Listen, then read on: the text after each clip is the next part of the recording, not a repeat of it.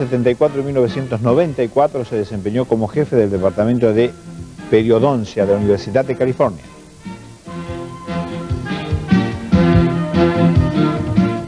Y sigue residiendo allí ¿en dónde reside? ¿En Los Ángeles? En Los Ángeles.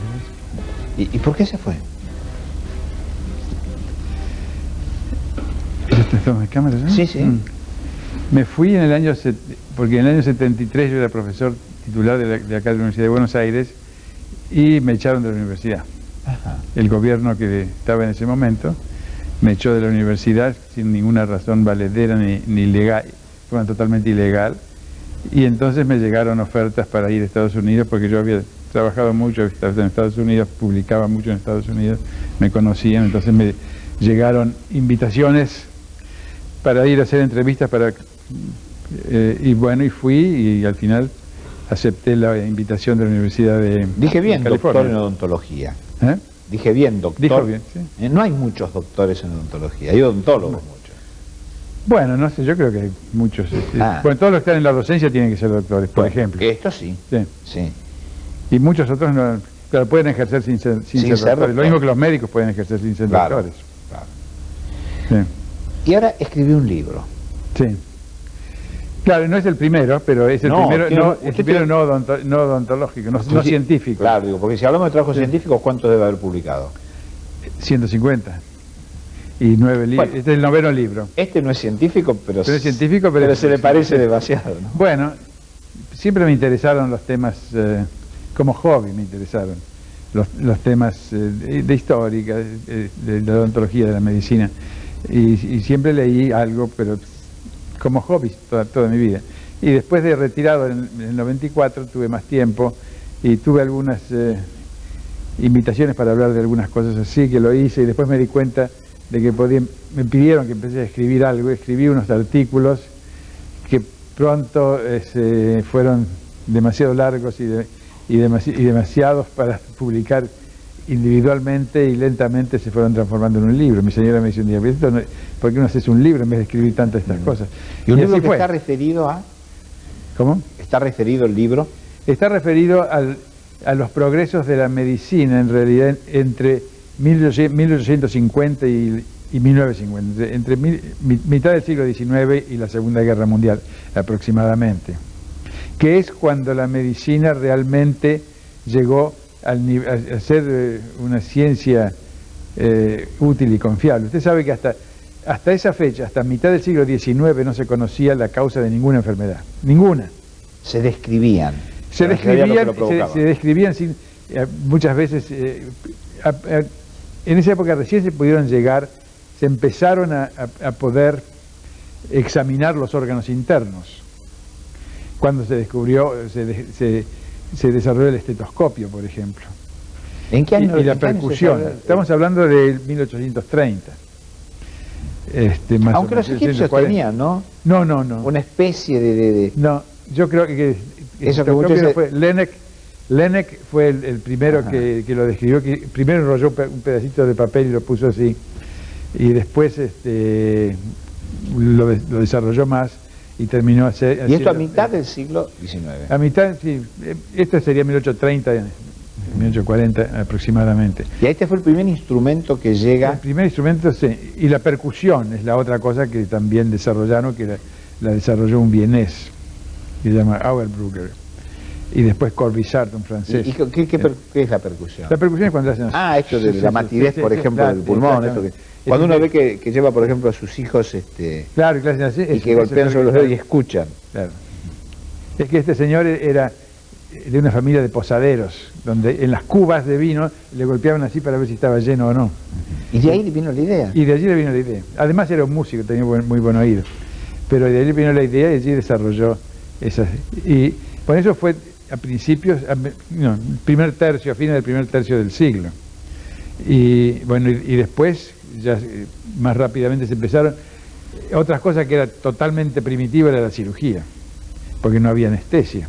A pesar de que es interesante el hecho de la anestesia, que los Hipócrates y Galeno habían descrito algunos métodos de anestesia y llegaron hasta la Edad Media, hasta antes, el año 1300, 1400, los árabes tenían algunos tratados sobre anestesia, y ese conocimiento se perdió desde el año...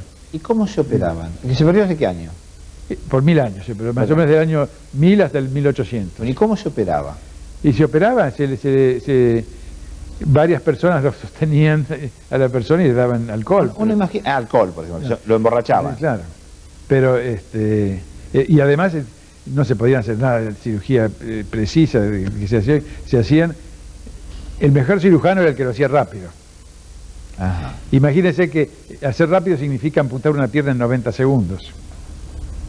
Esto era considerado un buen cirujano. Claro, el buen cirujano era el que lo podía hacer rápido, porque no se podía hacer con detalles lentamente, hasta que en un dentista fue el que descubrió por primera vez la anestesia general.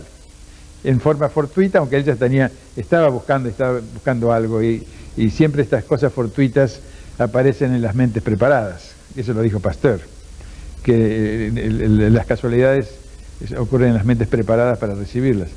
Él estaba en Hartford, Connecticut en el año 1844 y y con su señora, era un joven, tenía 28 años, y asistió a una función de teatro donde un charlatán presentaba el óxido nitroso, que es el gas hilarante, que uno respira ese gas y empieza a reír y a cantar y a perder inhibiciones, y la gente entonces se divierte con eso. Y bueno, y a un señor del público a quien le presentaron, le hicieron fue uno de los voluntarios, al bajarse del estrado se cayó y se lastimó seriamente una pierna. Y se levantó después y se sentó al lado del doctor Horace Wells, que era la persona en cuestión, y él le preguntó, ¿te dolió? ¿Qué? ¿Dónde? Y no sintió nada. Entonces se le prendió la lucecita, dijo, bueno, esto puede servir para anestesia. Entonces después lo contactó al charlatán que presentaba las cosas y le dijo, véngase a mi consultorio mañana con todo su equipo, y vino y se hizo sacar una muela él mismo, porque él tenía una muela que había que sacarse y se la hizo sacar él por un amigo, por otro profesional, utilizando ese método, y fue la primera vez que se hizo una extracción sin dolor. Uno piensa también cuando hablan de operaciones, no existía la anestesia, tampoco existía la luz eléctrica. Claro. ¿Y qué se hacían? A pleno día a pleno día, por supuesto. Si no era una emergencia. Claro, eso se hacía a pleno día, pero es interesante si quiere continuar con la historia de Horace Wells, porque él hizo una demostración después, hizo varios casos después y resultaron muy bien. Entonces fue a Boston, que era la ciudad grande cercana, y era un centro médico importante ya en ese tiempo, y hizo una demostración, y estaba muy nervioso, era tímido y nervioso, y falló la demostración. Si puso la mascarilla, la habrá sacado muy pronto, algo pasó, y falló. Al paciente le dolió. Y cayó en una depresión tremenda. Después volvió a su pueblo, dejó su consultorio, cayó en una depresión muy grande, y poco después, un año después, un colaborador de él, que era William Morton, retomó el asunto y empezó a trabajar con el éter, y hizo un año y medio después, una demostración también en Boston que resultó un gran éxito, y de allí se expandió rápidamente a todo el mundo. Pero Horace Wells después volvió, fue a Nueva York y estaba muy deprimido, empezó a continuar las experiencias, ya se habían empezado con cloroformo y éter, y finalmente en parte perdió la razón, porque estando en Nueva York atacó con ácido sulfúrico a unas mujeres, a unas prostitutas que iban por la calle, y entonces lo metieron preso, y bueno, le pidió al juez que lo deje ir hasta su departamento a buscar algunas cosas, como era una persona culta y educada, él lo dejó, bueno, vaya con el vigilante, y fue y trajo algunas cosas para la cárcel. Fue a la cárcel y estuvo en su calabozo, y después de escuchar un sermón de un domingo a la mañana, volvió a su celda, y bajo la influencia del cloroformo se cortó las arterias femorales y se suicidó, y tenía 33 años. 23 años. 33 años, muy joven. Y después ya había surgido desde ese momento una gran controversia entre Horace Wells y Morton, otro que era Crawford Long y otros, sobre quién había tenido la prioridad. Y todos murieron así, muy trágicamente. Morton en todas las luchas entre ellos para la prioridad, porque el Senado había votado un premio de $100.000 para el que descubra la anestesia. Y todos querían decir que ellos eran. Bueno, William Morton perdió la razón y murió en la indigencia. Y el otro, que era Charles Jackson, se volvió loco y murió a los 80 años, pero loco. Y el único que ganó plata y que se hizo millonario fue el charlatán ese que después lo retomó y organizó con algunos otros profesionales clínicas quirúrgicas para extracción de dientes y otras cirugías, y se hicieron millonarios. Es el único, fue el charlatán. Que en definitiva es cierto que había dado la puntada inicial. Había dado la puntada inicial, sin pero saberlo. sin saberlo, ¿no? Y los que realmente sabían lo que hacían no obtuvieron ninguna ventaja, ni fueron reconocidos. ¿No? Esto cambió la historia de la medicina. Y cambió la historia de la cirugía inmediatamente. El otro problema que quedaba en la cirugía era la infección. Porque también el gran problema de la cirugía eran las infecciones. Y eso, en ese momento ya empezaba Pasteur con sus experiencias sobre microbiología, a demostrar que la generación espontánea no existía, y a hacer estudios sobre fermentación, etc. Y estos estudios llegaron a oídas de un inglés que era Lister, Joseph Lister, que era profesor en Glasgow en ese tiempo. Y entonces pensó que los estudios de fermentación que Pasteur estaba haciendo en ese momento, y que demostró que la fermentación era producida por microbios, que también era lo mismo que ocurría en una herida. Entonces empezó a usar antisépticos, y fue cuando recién se pudieron hacer operaciones un poco más extensas sin peligro de infecciones. Las infecciones eran un problema terrible. En las guerras, por ejemplo. En la guerra de Crimea, en 1854, por un lado era Francia e Inglaterra y por el otro lado era Rusia, murieron 10 veces más por infecciones que por heridas por ser muertos en la guerra. Es decir, que cualquier herida se infectaba y se morían. Y eran, por ejemplo, las estadísticas, si no me acuerdo mal, eran de 300.000 muertos de entre los rusos, 20.000 eran por muertos en la guerra, y el resto eran todos por infecciones, ya sea de heridas de guerra o infecciones por enfermedades, de otras enfermedades. De modo que... Aquí también es un paso... Y ese fue un paso... Recién en ese momento empezaron luego a tener medidas de precaución, de higiene y de antisepsia. La higiene, por otro lado, es interesante el problema de la higiene. Los médicos que operaban no se lavaban las manos. No se lavaban. ¿Por qué se va a lavar las manos? Yo soy un médico, si yo me lavo las manos después de operar, no antes. Yo soy limpio, el que es sucio es el enfermo. Esa era la mentalidad. Y entonces, luego se transformó para un cirujano en un rito casi. Claro, no, pero ellos no, tenían sobre la ropa de calle se ponían un delantal que se lo podía poner el mismo, después y cuando estaba todo duro de sangre coagulada lo tiraban y ponían otro nuevo. Pero volvían a usar, y el enfermo estaba en la misma cama donde estaba, y al lado había otro y otro, uno reponiéndose de su cirugía y otro por ser operado después, y estaban todos juntos ahí. Y el problema de la higiene comenzó con la fiebre puerperal, que es la infección del útero después del parto. Y el primero que habló de eso fue un americano, que fue Oliver Wendell Holmes, en Boston. Que era es interesante porque hay dos personas que descubrieron esto, más o menos, primero Oliver Wendell Holmes y poco después un vienés que fue Ignacio Semmelweis, y los dos eran muy diferentes. Porque Oliver Wendell Holmes era un individuo de una familia muy distinguida, muy aristocrática. Era él un hombre de una facilidad de palabra, una elocuencia, una brillantez, una agudez de intelecto extraordinarias. Y bueno, viendo cuando su mujer estuvo embarazada, se interesó del problema de la fiebre puerperal, averiguó de otros, leyó, estudió un poco el problema y dijo, bueno, lo que pasa es que hay que lavarse las manos. Y entonces hizo una serie de reglas que dice, los médicos tienen que lavarse las manos antes de hacer un parto. Elemental, pero recién era 1843. Y no le llevaron el apunte, pero él lo dijo y lo escribió. Y unos 10 años después, lo mismo lo dijo en Viena, un médico húngaro que era Ignacio Semmelweis, que también hizo uno de los primeros estudios estadísticos, porque había 2 pabellones en el Hospital General de Viena, había 2 pabellones, el pabellón de los médicos y el pabellón de las parteras, en la cátedra o en el departamento de obstetricia. Y en el pabellón de los médicos había una mortalidad del 10%, y el pabellón de las parteras del 1%.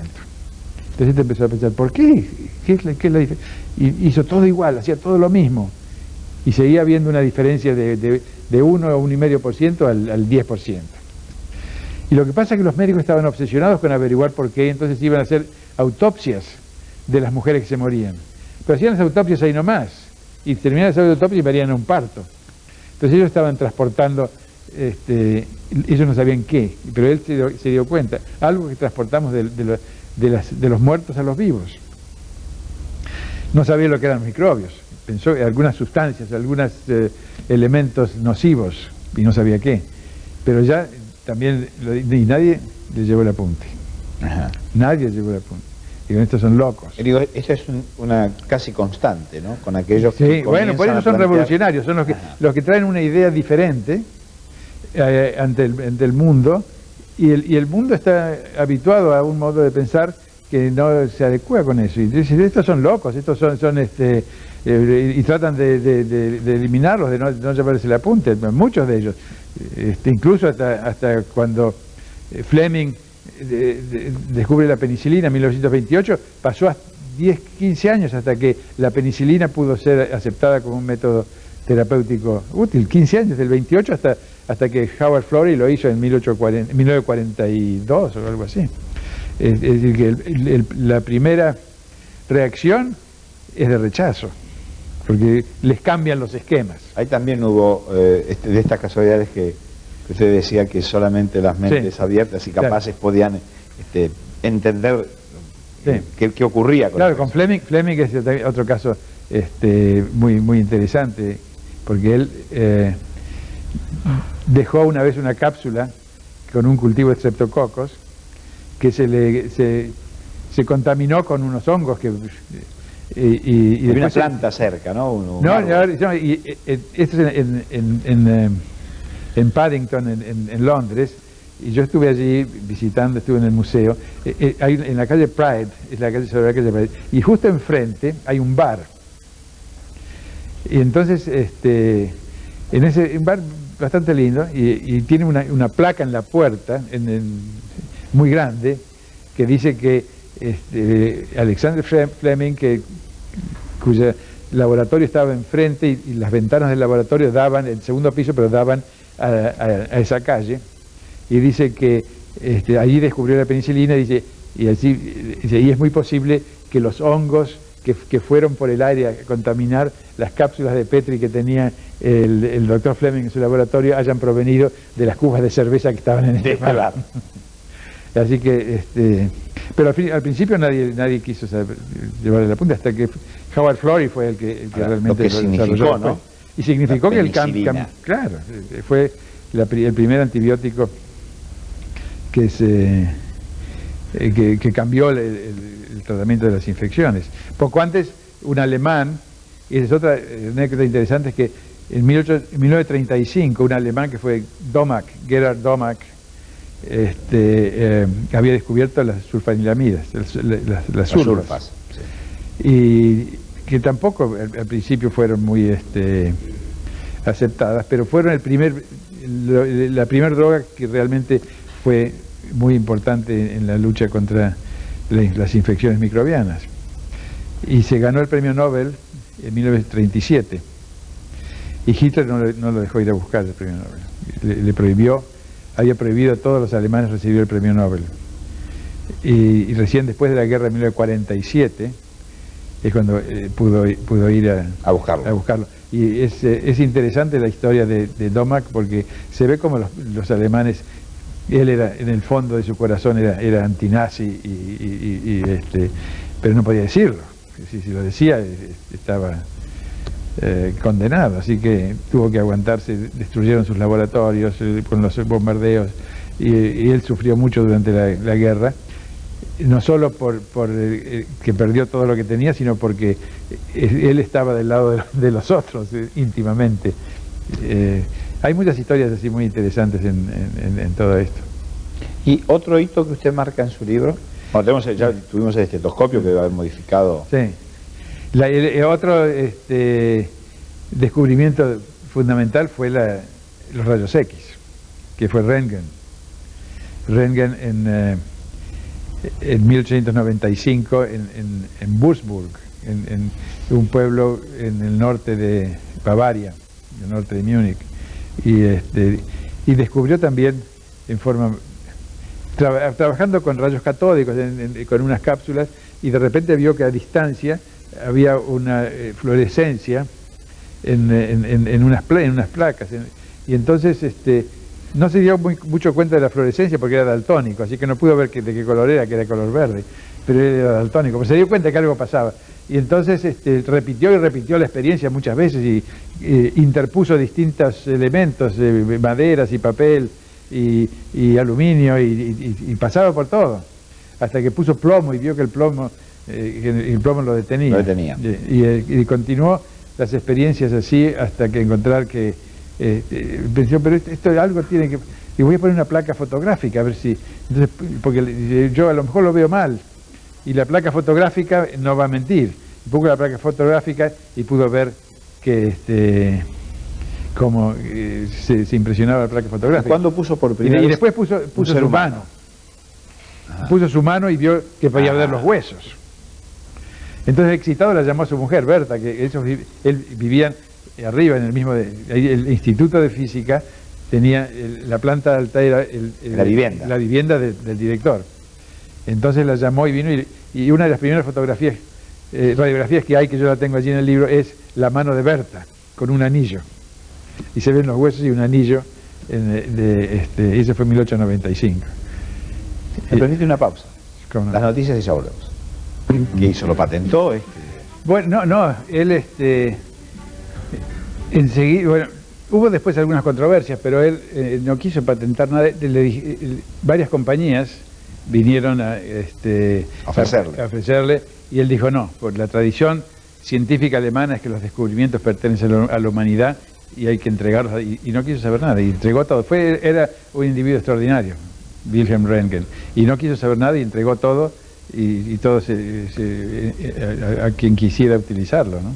¿Y qué otro revolución? Y él no tuvo ningún beneficio económico en realidad, que le hubiera venido muy bien, porque después de la guerra del 14 quedó en la pobreza, pero no quiso recibir nada. Mire si reclamase la patente, ¿no? Claro, hubiera sido súper millonario. Y habría que pagarle, claro, hoy.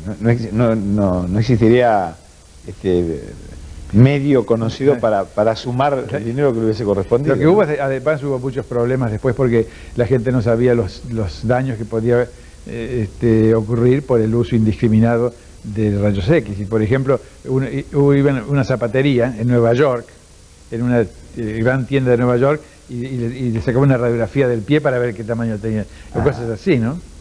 Hasta que vieron los problemas que traía, y entonces empezaron a no... Pero quedó aquello del plomo, ¿no? Oh, sí, eso del plomo. El plomo que él ya había comprobado. Todavía se utiliza el plomo como protector de... Y hay cabinas con plomo, claro, ahí están los delantales que uno se pone para tomar radiografías. Sí. Están expuestos, ¿no? Igual. Sí, pero bueno, hoy en día la radiación es mínima porque los métodos han mejorado. Pero en algún momento... Pero era importante, ¿no? Los radiólogos sí. Realmente tenían ahí una descarga muy fuerte.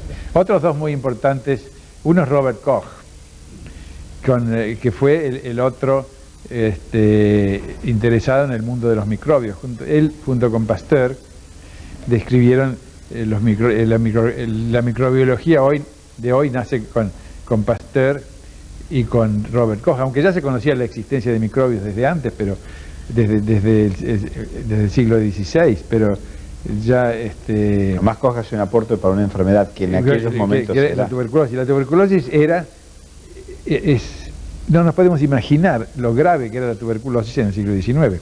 Los millones de personas, 100 millones de personas murieron en el siglo XIX. Era terrible. Y grandes gente muy importante que murió de tuberculosis. Para nombrar un argentino, por ejemplo, Esteban Echeverría. Y poetas y literatos. Hay toda una literatura, ¿no? Hay toda una literatura que justamente se daba a la Constitución así, con ojeras y flacos y demacrados, y llegaban a decir que como había muchos intelectuales, que la tuberculosis favorecía el desarrollo intelectual. Incluso eso llegaban a decir. Hay toda una etapa de la literatura romántica emparentada con la tuberculosis, ¿no? Hasta que en un estudio realmente muy, muy detallado y muy metódico, digno de un alemán, Robert Koch descubrió el bacilo. El bacilo que Mycobacterium tuberculosis, pero que el mundo llamó el bacilo de Koch. Pero él pensar que tantos años después, ¿no? Este descubrimiento del avance de los antibióticos, de encontrar la terapia adecuada, hoy tenemos como enfermedad oportunista y ligada al SIDA, claro, otra vez una cantidad muy importante de tuberculosis en el mundo, ¿no? Sí, está volviendo porque hay, primero por el SIDA, porque el SIDA disminuye las defensas y entonces da la oportunidad para el ataque otra vez y después porque puede haber mutaciones del bacilo de Koch que lo hagan inmune a las terapéuticas que se utilizan hoy en día. Quizá que la infectología, después de todos estos descubrimientos, alguien podía pensar que había entrado en desuso, sí, ¿no? Y hoy está en el primer plano de la atención científica del mundo, ¿no? Sí, así que fue muy importante. Es interesante las controversias que hubieron entre Koch y Pasteur, que nunca se quisieron, siempre estaban en oposición. Pasteur era mayor, era 20 años mayor, pero Pasteur era francés y Koch era alemán, y entre Francia y Alemania siempre hubo una gran... Que había una disputa de polémica. Había una disputa política entre los dos países por la hegemonía de Europa, y cada país quería que sus científicos fueran los principales del mundo, y entonces los favorecía a uno u a otro, y hacía el encono que existía entre los dos, que no se entendían. Además había relaciones personales. Pasteur era un hombre brillante, hablaba muy bien, tenía una comunicación con el auditorio inmediato, es decir, hablaba ya sea a una audiencia de legos o a una audiencia del más alto nivel científico, inmediatamente tenía una comunicación y una interrelación personal muy buena. Debe haber sido un hombre de dinero. No, bueno, vivía bien, uno se iba al instituto. Fue muy pobre al empezar. Sí, pero luego tenía una casa, digamos, importante, en Arbois, ¿no? Bueno, sí. Esa es la casa, sí, uno mira... Tenía una linda casa en Arbois, se ve que usted estuvo por ahí. Sí. Ahí está la foto de la casa de Arbois, muy, muy linda casa, que él heredó esa casa del padre. Ajá. ¿La familia puede haber sido de dinero de él? Bueno, eran tanners, como es que trabajaban el cuero, ¿no? El cuero. Y ellos, el abuelo, el bisabuelo era esclavo, era el vasallo de un conde, y tuvo que pagar 96 francos para conseguir su libertad y poder trabajar independientemente, y abrió su talabartería allí en Dole, donde estuvo el hijo, y después el hijo, que era el padre, que fue el padre de Louis Pasteur, fue oficial de Napoleón y recibió una condecoración de Napoleón. Eran napoleónicos todos, y Pasteur también. Y después fueron a Arbois, y él creció en Arbois, y fue siempre, pero siempre no fue todo lo rico que pudo haber sido. No le interesaba la plata. Recibió plata porque hizo grandes descubrimientos, Y era muy bueno para conseguir dinero, pero no para él, sino para su laboratorio. Siempre tenía... Eso conserva la tradición, ¿eh? Sí. En Francia, para la Sí, investigación, pero siguen él conservando. no llegó a tener la fortuna que pudo haber tenido de haber sido interesado en la Koch? plata. Koch un poco más. Más interesado. Un poco más interesado. Ajá. Pero claro, ninguno de los dos llegó a ser supermillonario. Llegaron a tener un buen vivir pasaje, bien. a vivir bien, pero ninguno a ser Y Koch, contrariamente a Pasteur, era a pesar de que era brillante en sus investigaciones y metódico, pero no tenía el don de la comunicación. No encontraba las palabras, era hosco con el público, no se daba, la gente no lo quería.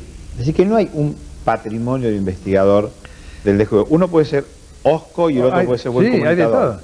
Hay de todo. Hay de todo. Es decir, las condiciones personales, una de las cosas que me interesaron allí es poner no solo los logros científicos, sino también poner qué eran personalmente, su faz humana, sus relaciones familiares, además de dar el contexto histórico y político en el cual se desenvolvieron y que tuvo muchas veces mucho que ver con lo que ellos pudieron hacer o no haber hecho. ¿Qué personalidad de estos revolucionarios de la ciencia médica le llamó más la atención? No por su descubrimiento, sino por su vida. Bueno, yo desde un principio que estuve empezando con esto, estoy enamorado de Marie Curie. Marie Curie era un personaje extraordinario. Marie Curie, y tuvo una vida de novela, con todo lo que le pasó a la pobre Marie Curie, que nació en Varsovia en un momento en una familia intelectual. El padre era profesor de física, la madre era maestra de escuela, pero estaban bajo la opresión zarista. Rusia estaba dominada, Polonia siempre estuvo hasta ahora prácticamente siempre estuvo dominada por alguien, y ahora felizmente en estos últimos años, después de hubo que firmar un acuerdo político entre Alemania y Rusia para permitir que Polonia no sufra más presiones y no sea más dominada por ninguno de sus vecinos. Es interesante y ella siempre tuvo como muchos en Polonia, porque hay muchos importantes sabios y revolucionarios polacos, revolucionarios de la ciencia, que en la casa donde nació María Sklodowska, que después fue Marie Curie cuando se casó con Pierre, hay dos placas, y una dice que aquí nació María Curie y otra dice que en esa casa la resistencia polaca en 1944 luchó contra los rusos y los alemanes que estaban invadiendo su territorio, y entonces plasma las dos características del espíritu polaco, que son el deseo de superación intelectual por un lado y la lucha por la independencia por el otro lado. Dos vecinos que claro, ha molestado. Claro, y el otro era Austria por abajo, el exilio austrohúngaro. Claro. Así que siempre fue oprimido hasta ahora, hasta hace 10 años.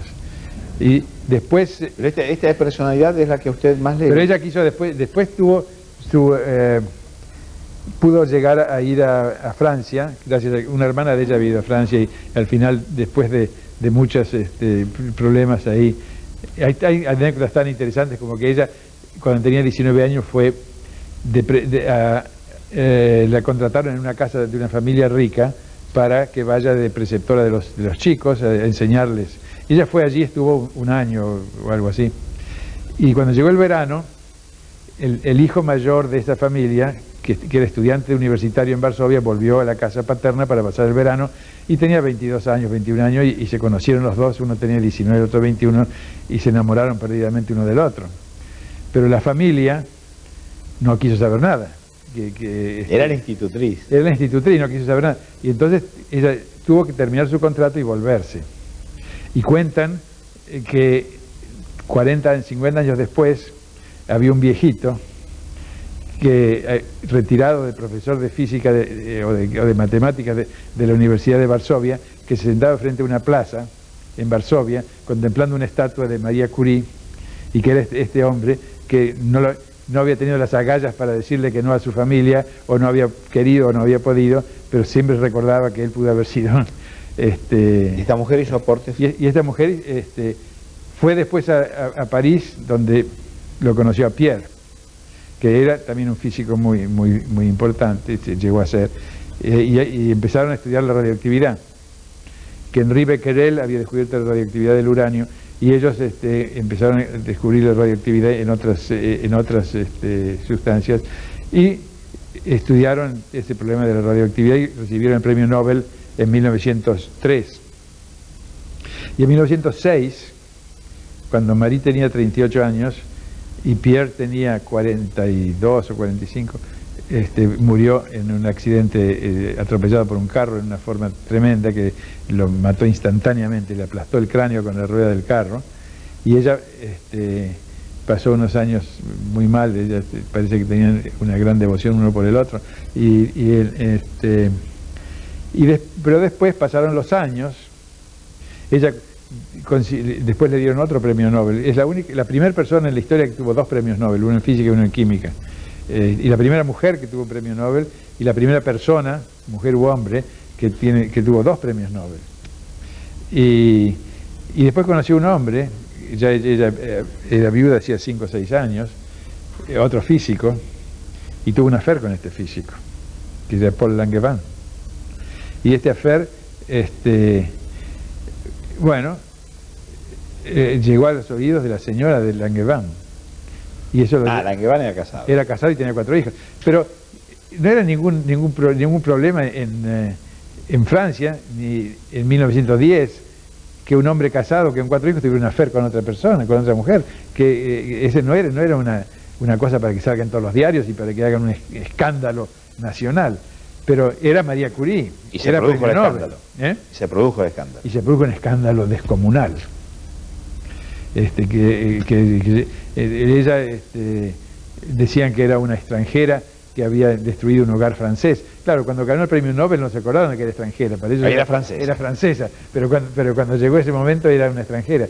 Y la acusaban en forma vil de muchas cosas que no eran ciertas, aunque había un núcleo de verdad, pero invenciones alrededor de eso que eran tremendas. Así que, y con eso destruyeron todas sus posibilidades futuras de reconstruir su vida en alguna otra forma, y quedó ella con sus 2 hijas. Después vino la guerra del 14, y en la guerra del 14 ella tuvo una actuación extraordinaria. La guerra del 14 organizó todos los carros radiológicos, porque ella se dio cuenta que no había equipos radiológicos en el ejército francés, y entonces requisó todos los aparatos de rayos que había en las universidades y en los institutos de investigación, los puso en unos camioncitos Renault viejos en que la fuerza motriz la daba el mismo motor del auto. Todavía en el Museo Renault se puede ver alguna de estas. Y ella los manejaba, y entre otros había 200 carritos de esos que hizo que se llamaban de Petit Curie, los llamaban. Y bueno, y con eso, así que tuvo una vida muy interesante, muy sufrida en muchas cosas. Al final su hija llegó a ser también premio Nobel. Yo creo que es un personaje extraordinario. No sé cómo no hacen algunas más películas. Hubo una película sobre ella, que creo que Ingrid Bergman hizo de ella. No, no del todo. Pero, no era buen producto. Sí, pero es digna de más, de que se conozca mejor. Me permite una pausa. ¿Cómo no? Ya volvemos. ¿Le conmovió? Sí, otra persona muy interesante es Rudolf Virchow. Virchow era un alemán que fue en realidad el que desarrolló la patología, el estudio de las enfermedades, el que incorporó el microscopio al estudio de las enfermedades, cuando ya en ese momento los microscopios se habían desarrollado suficiente como para poder ser utilizados eficientemente en esto, y que tuvo además de haber descrito una cantidad de enfermedades, describió la leucemia, describió una cantidad de enfermedades que hoy en día todavía por supuesto existen y se conocen muy bien, pero el estudio empezó con él. Pero además era político, y además él intervino en las revoluciones que hubo en 1848 en Francia primero, y que después se extendieron a Alemania y a otros lugares, y era un político liberal, primero de izquierda total. Intervino allí en la guerra de barricadas en Berlín, y después fue el electo diputado, en la época que ya después Bismarck fue el primer ministro, y ya consiguió la reunificación de toda Alemania, y él era el jefe de la oposición a Bismarck, y tenía unas agarradas en el Parlamento terribles. Incluso en un momento dado Bismarck lo retó a duelo, que él felizmente y sabiamente lo eludió, porque no hubiera podido mantenerse con vida después de tener un duelo con Bismarck, que era un espadachín muy ducho, pero durante toda su vida estuvo en la oposición. Después atemperó un poco sus ideas de izquierda, y era de ideas liberales, pero no tan izquierdista como al principio. Y además se dedicó a la salud pública, no solo a la patología, sino que empezó los estudios de salud pública, de modo que era médico sanitarista también, y además era arqueólogo. De modo que hizo grandes excavaciones con Schliemann, con quien encontraron conjuntamente la Troya de Homero en el Asia Menor, y excavaron allí, encontraron eso, y hizo además otros estudios arqueológicos en Alemania, hizo estudios arqueológicos en América. No vino él a América, pero cráneos que le mandaban de acá, incluso de la Patagonia o del Perú o de distintos lugares, y él hacía los estudios antropológicos, de modo que es un individuo que pudo haber sido famoso. Fue famoso como médico y como patólogo principalmente, pero también como político, y también como médico sanitarista, y también como antropólogo y arqueólogo, de modo que era un hombre múltiple. Es increíble las cosas que este hombre hacía.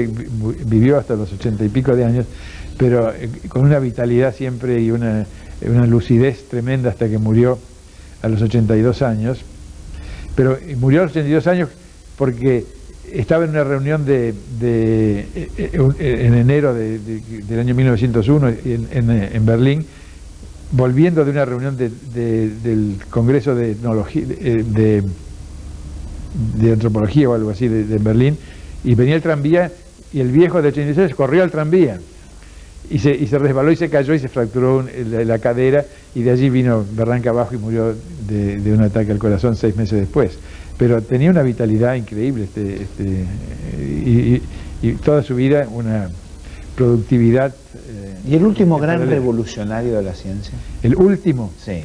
¿De ahora? Sí. Bueno, yo termino con en la Segunda Guerra Mundial. El libro incluye algunos otros, pero sin entrar en detalle en sus vidas. El último capítulo, el que trata, es de Alexis Carrel. Alexis Carrel era un francés que fue a Estados Unidos, hizo toda su carrera prácticamente en Estados Unidos, y es el primero que describió los métodos para el trasplante de órganos. Que le interesaba el trasplante de órganos.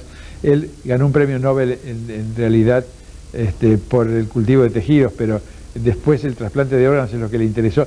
Y una de las personas que colaboraron con él, que es interesante ver, fue Charles Lindbergh, el aviador, que fue el primero que cruzó el Atlántico de Nueva York a París, y se vincularon, eran muy amigos, a pesar de que Lindbergh era menor, era como 15 años menor, pero trabajaron juntos en encontrar métodos que fueron precursores del corazón pulmón y la preservación de órganos. Cómo hacer para mantener un órgano vivo cuando se pasa de un individuo a otro. Y si tuviese que tomar, después de esta Segunda Guerra, ¿no?, en estos últimos años, el último, que a lo mejor es contemporáneo nuestro, que a lo mejor sabemos de su existencia.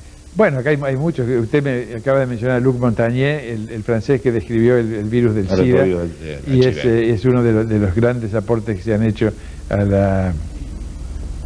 Y bueno, y toda la parte quirúrgica, para nombrar un argentino, tenemos a René Favaloro, que también hizo aportes muy importantes en la cirugía cardiovascular. Bueno, doctor, le agradecemos mucho su gentileza. ¿Dónde queda el barrio de San Nicolás, bien, en Buenos Aires, la ciudad de Buenos Aires? Yo no sé, usted dijo que yo nací en San Nicolás. Yo Yo nací en la calle Talcahuano y Bartolomé Mitre. Ajá, ahí es. Así que debe ser ahí. Ahí. No sé por qué dijo San Nicolás. Yo no sabía que era San Nicolás. Yo tampoco, por eso le preguntaba. Pero Talcahuano y Bartolomé Mitre es donde yo nací, es pleno centro. Doctor, muchísimas gracias. Bien, muchas Nos gracias a reencontramos. usted.